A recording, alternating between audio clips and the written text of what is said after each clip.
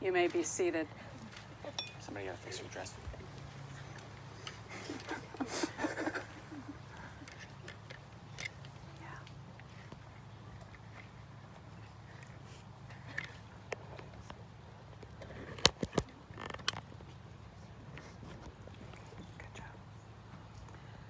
This marriage is a covenant made before God and before all of us as witnesses. In acknowledgement of its holy purpose and the power of this occasion, let us pray. God of love, who gives us the longing for and the capability of loving, we give you thanks for Alexandra and Michael and for their families, for their open hearts and willing spirits, and for the example of love that they embody here in our presence. Be with them on this joyous occasion as they show their love and make their vows, and be with us, their witnesses, that we may all be changed by what is said and witnessed here. Amen. Alexandra and Michael are gathered here with you, their families and friends, to celebrate love, and they are ever mindful of those who could not travel here today, or those who have passed, those who are never far from their thoughts.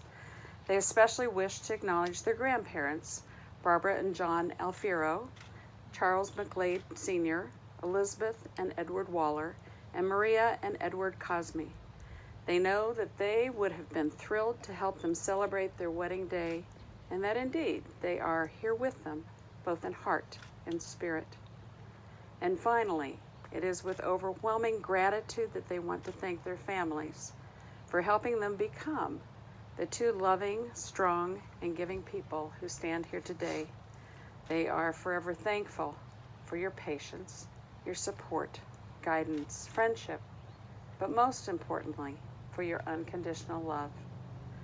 Their first reading will be done by Alexandra's mama, Veronica.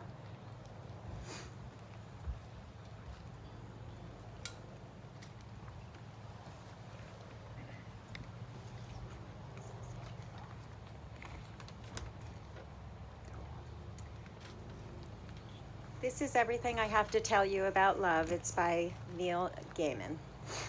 This is everything I have to tell you about love. Nothing. This is everything I've learned about marriage. Nothing. Only that the world out there is complicated, and there are beasts in the night, and delight and pain, and the only thing that makes it okay sometimes is to reach out a hand in the darkness and find another hand to squeeze, and not to be alone. It's not the kisses, or never just the kisses, it's what they mean. Somebody's got your back. Somebody knows your worst self and somehow doesn't want to rescue you or send for the army to rescue them. It's not two broken halves becoming one. It's the light from a distant lighthouse bringing you both safely home, because home is wherever you are both together. So this is everything I have to tell you about love and marriage. Nothing. Like a book without pages or a forest without trees. Because there are things you cannot know before you experience them, because no study can prepare you for the joys or the trials, because nobody else's love, nobody else's marriage is like yours, and it's a road you can only learn by walking it, a dance you cannot be taught, a song that did not exist before you began together to sing. And because in the darkness you will reach out a hand, not knowing for certain if someone else is even there, and your hands will meet, and then neither of you will ever need to be alone again. And that's all I know about love.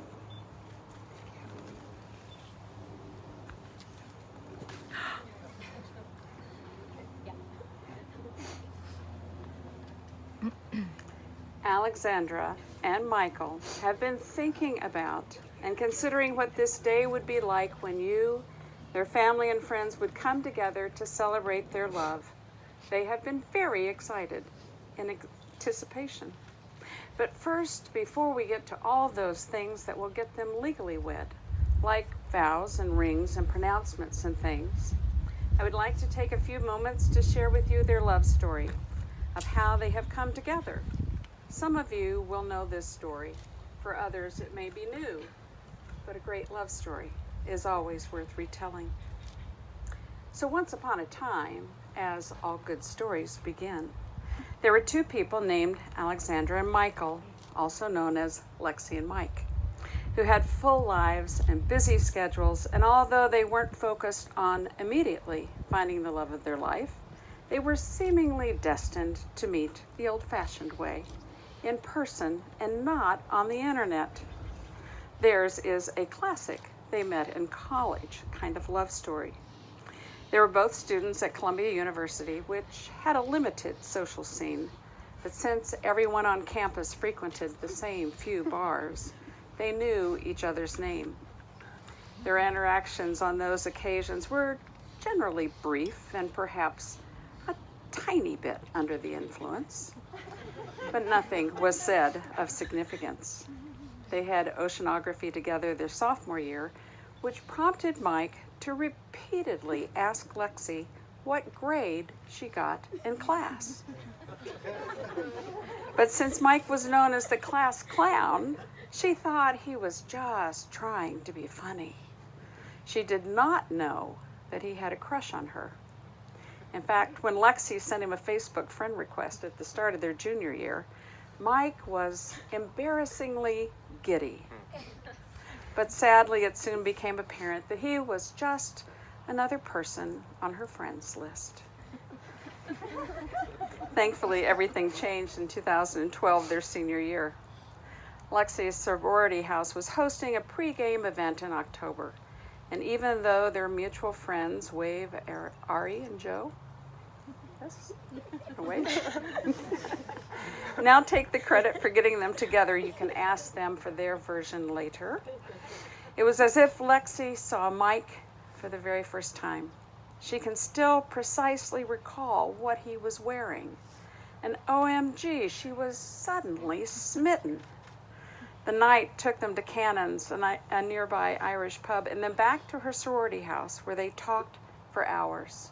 And it was as if they had known each other forever.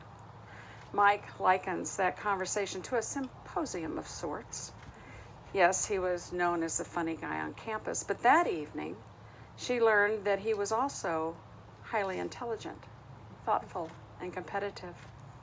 Similarly, since he thought of Lexi as the most beautiful girl on campus, he had presumed that she was probably not the best student.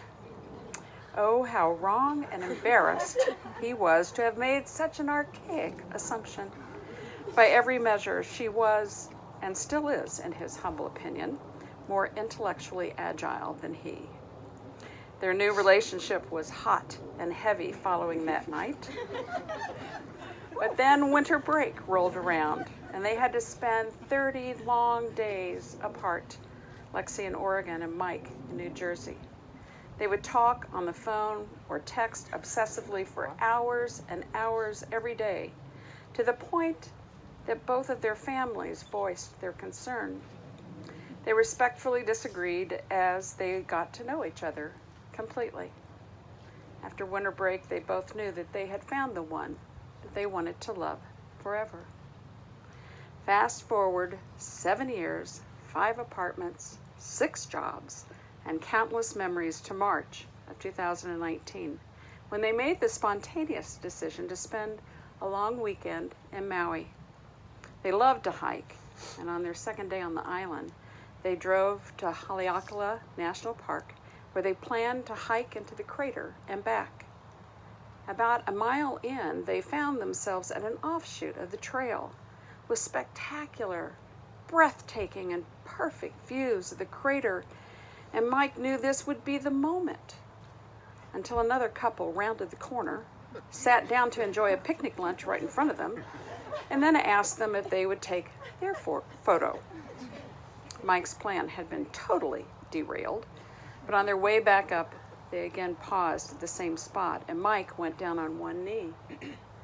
Mike can't remember a single word of what he said, but Alexandra remembers every one. He said, "I love you more than anything, and I want to spend the rest of my life with you. Will you marry me?" And it was the easiest yes Alexandra's ever said. And that is why we're here today at their wedding, the day when they promised to love each other forever. But just in case you don't know what it is that they love about each other, please allow me to tell you. Lexi loves Mike, knowing that he is the best person she knows, hands down. She adores that he's her confidant, biggest cheerleader, and best friend. She loves how he can make her laugh harder than anyone else, possesses the biggest heart, and constantly pushes her to be the best version of herself. She deeply appreciates how they consistently support one another, that their values are totally aligned, and that they both like the thermostat set at 70, because you know that thermal compatibility is an underrated but particularly important quality in any serious relationship. But primarily, she loves this smart, loyal, handsome, compassionate, charming, affable, patient, and adventurous man, because she can't imagine loving anyone else as much as she loves him. Mike loves so many things about Lexi, but to distill it down to one phrase, long phrase, he loves Lexi because she makes him and his life better in every way. She is his therapist when he's anxious, his teacher when he's confused, his life coach when he feels doubt, his nurse when he's sick. She is able to divert attention with her beauty while impressing everyone with her poise, presence, and cleverness. She is the consummate partner in every way, and above all, and of most importance, his best friend. He loves this intelligent, fiercely loyal, intimidatingly beautiful, honest, strong, quirky, loving, and passionate woman with whom he wants to spend the rest of his life. Hopefully having 2 children, giving them the best childhood imaginable, spending time with family and friends, and traveling the world, but certainly loving each other until they're very old and possibly, probably, very, very wrinkly. Our ancestors taught us, always wise and helpful, that it is not good to be alone, which makes every wedding a cause for great celebration. We know that this marriage joins together much more than Alexandra and Michael. It also joins together 2 people with 2 families, cultures, traditions, personalities, and stories, all great reasons for celebration. So let your presence be welcome, your hearts be glad. For everything there is a season and a time and a purpose, for everything under the heavens. We have come to do all those things, old and new, appropriate to such an occasion, to say solemn words, to recognize at this event the place of family, friends, and community, both seen and unseen. Alexandra and Michael, is it your true desire to be married to each other today? It is. Oh, good. Yes? It is, yes. Oh, good, good, good. Okay. Indeed. Then Lexi and Michael, as you continue holding hands, remember that you are also joining your hearts with this mindful awareness. We will witness your vows. And you get to go first. I think so. I vow to love you, I vow to love you, to be your best friend, to grow old with you, to cherish our togetherness, to remember our independence, to strive for perfection, to remind you that you're perfect, to live in the moment, to worry incessantly about the future, to make the big decisions together, to let you decide where to eat, to entertain your YouTube rabbit holes, to let you text simultaneously, to make sure your steak is cooked medium plus, to make sure your latte has extra foam, to savor our trips, to always be spontaneous, to look for the joy in life, to make each other laugh, to pursue our passions, to realize our goals, to always challenge one another. to be the best parents we can be. I vow to never give up. I vow to never give up. Will you be my wife? I will. Will you be my husband? I will. Nice. Where are the rings? I'll do it. I'll do it. I think. You can hold hands. Oh. Hold hands.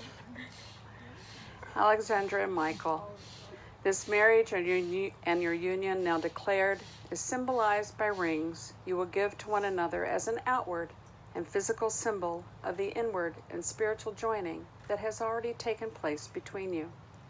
Rings are an ancient symbol, both blessed and simple, round like the sun, like the eye and the arms which embrace you, round like the love which, when freely given, comes back round and round, again and again, round like the circle without end. Therefore, may these rings serve as a tangible seal upon your commitment, your love, your union, your oneness. May they always remind you that your love, like the sun, must illuminate, that your love, like the eye, must always see clearly, and that your love, like arms that embrace, is a grace upon this world. Michael, please take the ring, place it on her finger, and repeat after me. I give you this ring I give you this ring to wear upon your hand to wear upon your hand as a symbol as a symbol of our eternal love. of our eternal love.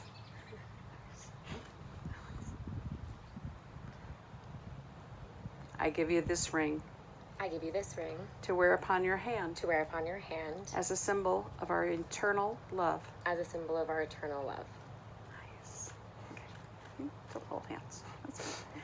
And Susan is going to do the final reading, please.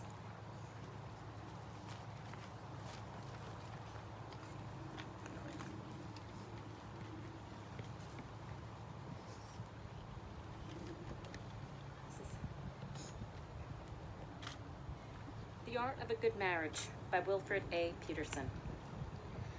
Happiness in marriage is not something that just happens. A good marriage must be created. In marriage, the little things are the big things. It is never being too old to hold hands. It is remembering to say I love you at least once a day. It is never going to sleep angry. It is at no time taking the other for granted. The courtship should not end with the honeymoon. It should continue through the years. It is having a mutual sense of values and common objectives. It is standing together, facing the world, and forming a circle of love that gathers the whole family. It is doing things for each other, not in the attitude of duty or sacrifice, but in the spirit of joy. It is speaking words of appreciation and demonstrating gratitude in thoughtful ways. It is not looking for perfection in one another.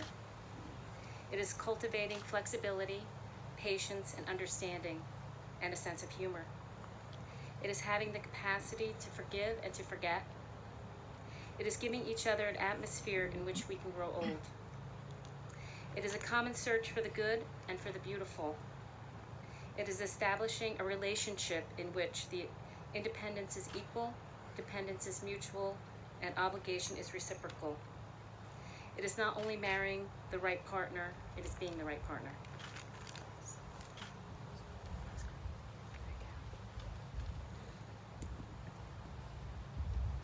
Are you ready? Let the world witness that on this 30th day of August, in the year 2020, the covenant of marriage was entered into between Michael and Alexandra. Surrounded by their family and friends, they have affirmed their commitment to each other as husband and wife. Their lives are now forever intertwined. We have witnessed their willingness to enter into this agreement of companionship and love, and now, by the power vested in me by the great state of Oregon, I now pronounce you husband and wife. You may kiss.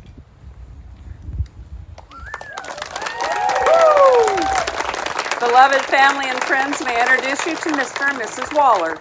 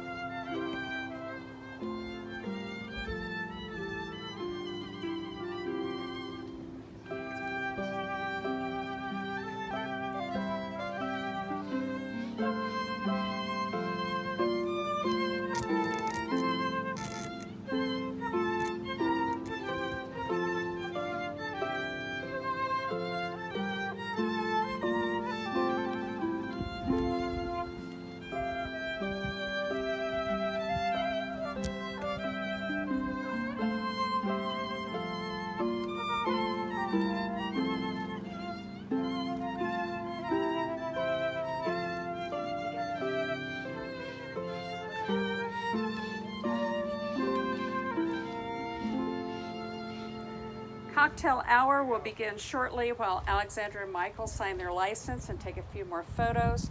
Please follow Cassandra. Wave down there. Yeah. And as you exit the ceremony space, don't forget to observe proper social distancing and enjoy your evening.